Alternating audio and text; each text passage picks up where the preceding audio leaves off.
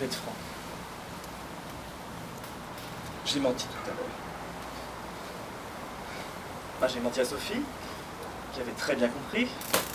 Au départ, je voulais effectivement faire ma thèse sur William Faulkner. Et puis j'ai menti à mon directeur de thèse, qui avait lui aussi très bien compris. Et à qui j'ai menti en disant que je ne regrettais absolument pas de travailler sur votre œuvre. Bon, je leur ai menti parce que j'essayais de me convaincre, en fait. Pas au bon endroit, pas de la bonne manière. J'y réfléchis, je pense que j'imaginais me servir de mon travail sur vous, enfin, sur votre œuvre, pour être en opposition, quoi, pour affirmer une sorte de conviction politique. Mais j'étais pas prêt à me laisser transformer par vos textes. Vous connaissez, oui, à distance. J'étais capable d'argumenter même très précisément pour dire encore que vous n'étiez pas juste un auteur régionaliste, mais si je paraissais convaincu, je ne l'étais pas vraiment. Proche. Je pensais que vous étiez plus prof qu'autre chose, quoi. Je veux dire, ce matin en arrivant, j'ai lu la petite strophe de vers là, gravée sur la plaque en bas. Oui, parce qu'il y a bien une plaque commémorative. Et j'ai trouvé ça pas bien méchant, comme vous disiez. Puis après, j'ai essayé d'oublier cette émotion sur moi, sans grande conviction d'ailleurs. Tout mon agacement avec Sophie, c'est pas méchant, un peu obsessionnel, c'est vrai. Mais c'est un bel esprit. Je trouve que ce sera très intéressant. On travaille sur Proust. Et maintenant, je pense que le mien sera bien aussi. Parce que entrer dans vos pages chez vous, ben, ça m'a conduit à toute autre chose que ce que j'imaginais en venant ici. Hein. C'est vrai, Durandina avait raison. Derrière ces plus rustiques vers se cache une vraie leçon. Paris. Comme une plaque, le professeur, comme une rencontre avec quelqu'un qui vous accompagne. Je trouve qu'il y a tellement de profondeur et d'humanité dans votre parcours, dans votre œuvre. Tellement plus que les clichés d'un prof qui chante les arbres en fleurs. C'est vrai, je trouve qu'il y a une méditation très juste sur la mélancolie, sur la vie, sur le souvenir. Puis une réflexion sur la modernité qui est particulièrement riche aussi. Hein. Bien sûr, comment faire en sorte qu'elle apporte au plus grand nombre mais sans tout détruire. Et puis l'audace. L'audace. Garder l'empreinte du monde paysan en la mélangeant aux grandes sphères parisiennes. Je suis pas sûr qu'on y arrivera encore de la même manière aujourd'hui. Hein.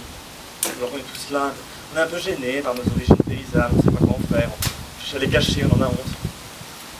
Et vous, non, en pleine effervescence de la révolution industrielle, eh bien, vous êtes resté attaché à un travail humble, tendre, émerveillé, tout en suivant la marge de la modernité et sans pour autant vous interdire de franchir les lignes.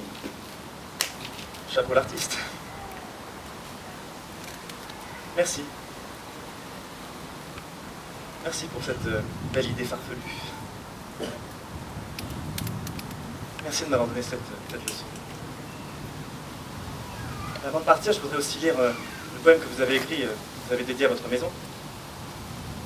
Elle qui nous a accueillis, vous et moi, et qui veillera sur nous pendant longtemps encore, j'espère.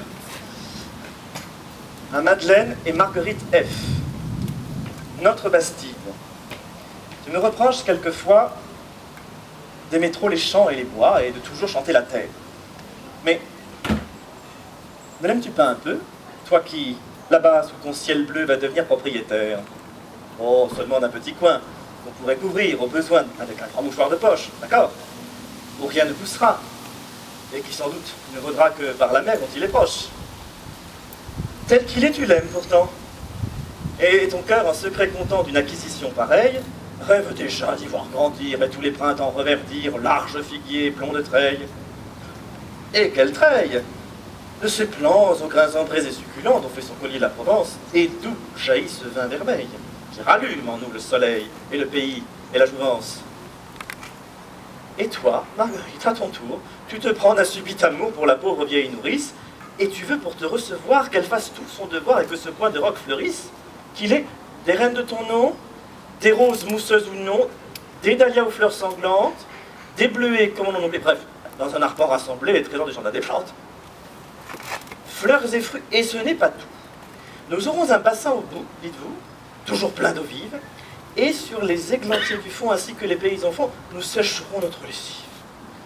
Nous aurons même un poulailler, un beau coq pour nous réveiller, des pondeuses à rouge crête, des œufs frais à tous nos repas. Et qui sait si nous n'irons pas jusqu'où ne peut aller Perrette? Quoi? La vache et le veau? Oh là! Et qu'est-ce que tout cela?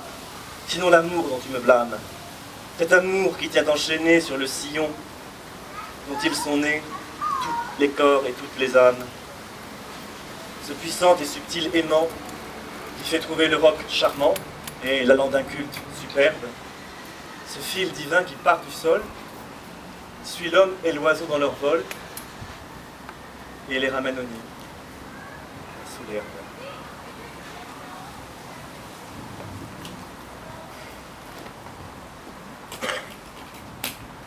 Au revoir, monsieur Fabier. À tout bientôt, tout nouveau, tout beau, ça rime.